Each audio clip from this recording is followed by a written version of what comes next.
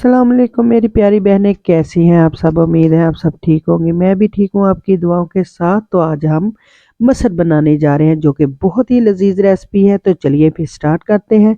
मसर को हमने वॉश कर लिया था। मैं मसर जो है प्रेशर में पका रही हूँ, आप कढ़ाई में भी पका सकते हैं। तो इसके लिए मैंने 2 चम्मच अदरक लहसुन का पेस्ट लिया, एक छोटा प्याज लिया और 2 टमाटर लिए और 4 से 5 हरी मिर्चें मैंने दरमियान से काट के डाल दी। और उसके साथ 1 चम्मच मैंने नमक का डाला, 1 चम्मच सुरख मिर्च डाला और हाफ चम्मच मैंने हल्दी का डाल दिया।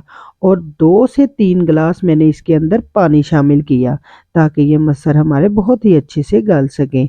तो इसके लिए आपने भी ऐसे ही करना है। 1 चम्मच मैंने धनिया पाउडर इसमें डाला है, आप साबुत धनिया भी डाल सकते हैं, पाउडर भी डाल सकते हैं। तो इसके साथ ही मैंने प्रेशर को बंद कर दिया है जो कि 15 से 20 मिनट लगे हैं और मेरी दाल बिल्कुल तैयार हो चुकी है। तो आपने भी इसी तरह करना है। आपने 15 मिनट या 20 मिनट के लिए प्रेशर की सीटी लगानी है और दाल बिल्कुल रेडी हो जाएगी। तो आपने भी ऐसे ही करना है। इसके साथ ही मैंने मसर जो है कढ़ाई में निकाल लिए थे और इसको 1 से 2 मिनट में मज़ीद इसको बनाऊंगी। मसर हमारे बहुत ही अच्छे गल चुके हैं और अगर आप कढ़ाई में बना रही हैं तो उसके लिए आपको 40 से 45 मिनट लगेंगे, लेकिन मसर हमारे तब भी बहुत ही अच्छे रेडी हो जाएंगे। इसके साथ मैंने हरा धनिया इसके अंदर शामिल कर दिया है। आपने भी ऐसे ही करना है, ज़्यादा सारा हरा धनिया डालना है क्योंकि हरा धनिया से हमारे बहुत ही अच्छी इसकी लुक आती है और बहुत ही शानदार लगता है इसके अंदर हरा धनिया। तो उसके साथ ही मसर हमारे रेडी हो गए हैं। इसके बाद हमने इसका तड़का तैयार करना है। तड़के के लिए हमने सबसे पहले हाफ कप घी डाला है और एक तेज पत्ता डाल दिया और एक ही टुकड़ा हमने दालचीनी का डाल देना है और 1 चम्मच हमने भर कर इसमें जीरे का शामिल कर देना है।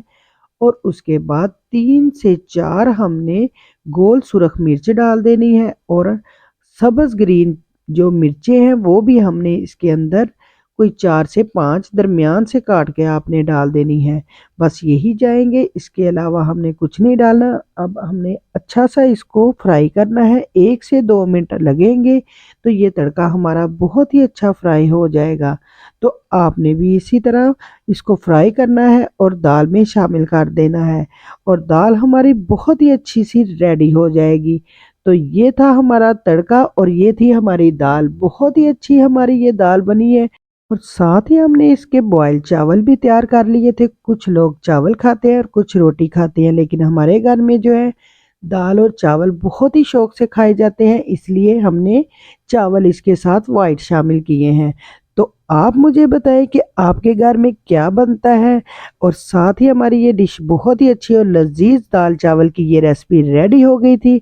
उम्मीद करती हूँ कि आपको मेरी ये रेसिपी अच्छी लगी होगी। अच्छी लगी है तो प्लीज़ मेरे चैनल को लाइक करें, सब्सक्राइब करें और आगे दोस्तों को शेयर करें। इसके साथ ही मैं आपसे इजाज़त चाहती हूँ। अल्लाह हाफिज़।